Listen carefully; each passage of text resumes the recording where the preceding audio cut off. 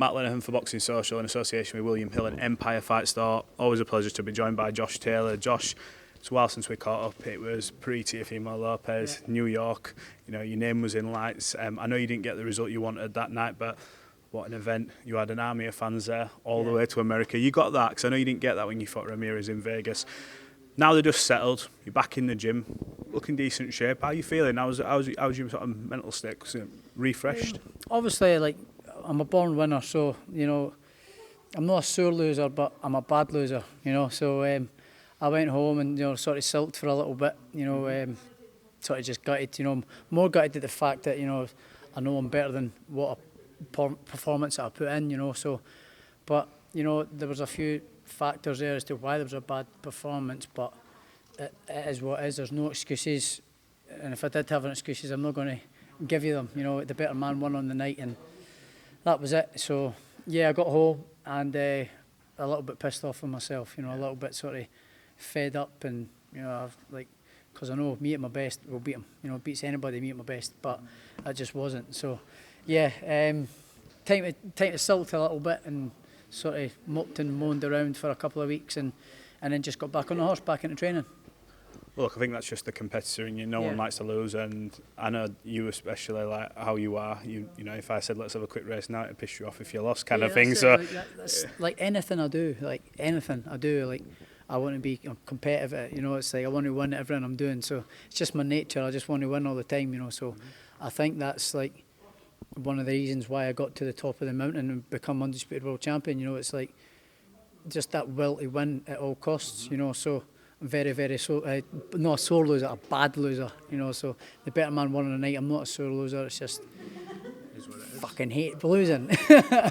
Well, look, one thing that is easy to do after fights is start saying, "Oh, this went wrong in camp. I had an injury coming in, all this kind of stuff." But you didn't do that. You're with a new team. I've come in today. I've seen you get put through your paces. Everyone in this gym, I have to say, seems like they're revitalised, like they're bouncing. Are you sort of excited to turn this page now and to crack on again with another fight with Joe and the boys? Because you looked in the build-up to that, you looked in fine fettle. Yeah, absolutely amazing. I had an absolutely amazing camp. You know, obviously there was a few factors in there, like as to why it led to why my legs went and stuff. But you know, it is what it is. I went into the fight. I probably should have postponed it maybe 4 or 5 weeks. Yeah. But you know, I had been out the ring 18 months. You know, I just wanted to get in. I didn't want to wait any longer. And hindsight's brilliant, you know. But you know, it is what it is. You know, I done it, and the better man won the night. And you know, I had a great camp with Joe and the lads, and yeah, so I was a wee bit gutted, but you know, I feel that it was a good fight. You know, it was a close fight. I mean, I came back after the third round, and I said to Joe, I was like, I'm going to knock him out. He's doing everything that we planned on doing. He's doing it and more. And then came back after the fourth round. I was like, my legs are away. My legs are gone. So then it was like I went 8.5 rounds with no legs. But you know, it is what it is. It was still a close enough fight. You know, if I had won the 11th and 12th, could have possibly got the draw, maybe got the win. But I lost the last two quite comfortable because I had no energy left. So I knew I was beat. You know, and the better man won on the night. So yeah, I was just frustrated with my performance more than anything, and wanted to win because I had a great camp with Joe and Declan.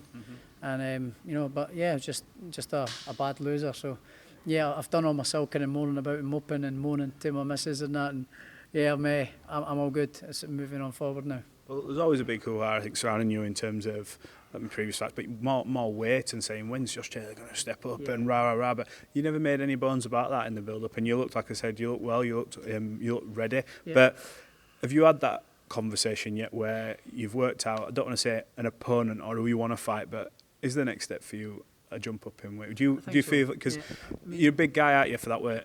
Yeah, I mean, it's a combination of things, because I actually made the weight well that time, but it's obviously doing something to me, you know, like getting down to that weight. You know, I'm 5'11", you know, touching 6 foot. Or I say to the guys, touching 6 foot. 5'11". Yeah, I say to the guys in the gym there. I said to Joe the first time we met me, he went, "What height are you, Josh?" I went, 5'12". And he went, "Are you?" And he kind of looked at me. And so I say that to the lads all the time. 5'12" for that. So I'm like almost touching 6 foot, and I'm making light welter. I've been making the same weight since I was like 18. But I made the weight fine.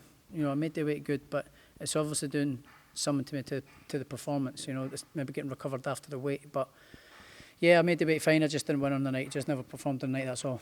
I spoke to Gary, and obviously he suffered a heartbreaking defeat in Dublin, in front of his people. And I sort of asked him, what have you learned? And I don't mean in terms of, like I said to him, like in terms of what shots to throw, jab or anything like that, because you've been undisputed. You know what it takes to get to the top. But are you learning like outside the ring? Is there anything you're learning about yourself, whether it be mental or preparation? No. Is there anything? No, not really. I knew I was mentally tough, mentally strong. I knew I would be a bit of a spoiled brat with losing the fight, spitting the dummy out and stuff. I knew I've never take losing very well, but that's part of the reason why I become undisputed champion. And I hate losing, but yeah, it is what it is. I was beat by the better man on the night, and yeah, that's it. So now it's just a case of moving forward, putting that one behind us. Obviously, I would have loved to have got the rematch with him and stuff, but he's retired or whatever, or he's coming back for... He ain't retired. He said he retired, but he's not doing it. He's going to come back for it, and he's wanting it. I know what it is. It's a tactic to get more money. But I would love to fight him again, but, he won't take that fight again. So we'll see what happens. But I think, realistically, for me, to keep the motivation and the hunger and set new targets and keep refreshed and chasing something is moving up in weight and become a two-weight world champion. That's the kind of ambitions I've got. That was just what I was going to come on to, because I know you're very proud to be Scottish. I know you were trying to sort of pay tribute to Ken Buchanan, and you've hit undisputed. You've now headlined in New York. So I was going to ask you, what is the motivation? Is it biggest fights, most money? Is it hitting a different weight class and winning that world title? What's driving you on for this part of your career now? That's it. It's the motivation, and then I've still got the hunger. I still feel I have to get the best out of me yet. I still feel that. Obviously I had a bad performance against Catterall, and then I performed okay against Teofimo, but I wasn't there on the night. But that is what it is. When you're at that top level and you don't turn up quite there on the night, you're going to get beat. Especially the margins of that thing. So yeah, I feel like I'm still at the top of the game, but in terms of achievement wise and motivation wise and goals, setting new goals and targets, is to move up in weight and become a two-weight world champion. So that's something that I'm now back to, refreshed and feel new and chasing again. So yeah, it's keeping me the fire lit in my stomach.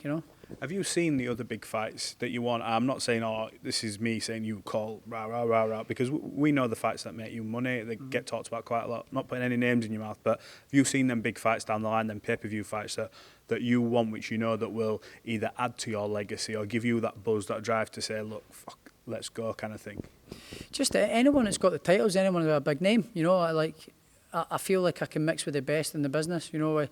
I'm big enough for welterweight. I know that. I maybe need a wee fight to get in there and warm up to it. But in all honesty, I feel like I can hang with the best of them. So I just need to get a little bit stronger. I just need to get a little bit, fill into the weight a little bit. So I'm down here. I'm doing strength 3-4 times a week just to try and get a little bit stronger, physically stronger. I don't think I really need to put on any size, but I just need to get a little bit stronger. But yeah, I feel like I can mix with the best of them, and I'm ready to go again. I feel refreshed and back to the challenger mentality, climbing the mountain again. Well, that's where we saw a lot of your best work as well, when you were climbing that mountain to get to your world title. Well, look, won't keep you much longer. I know I've just seen what you've been put through.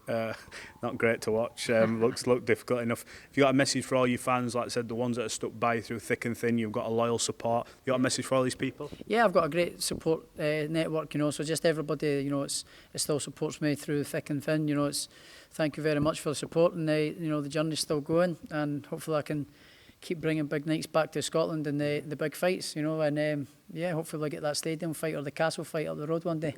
I'm sure there's some big fights in your future. We look forward to seeing how it's going to unfold, whether it be same weight, moving up a weight or whatever. Look, thanks for talking to Boxing Social. We'll catch up again soon. Nice one, mate. Cheers.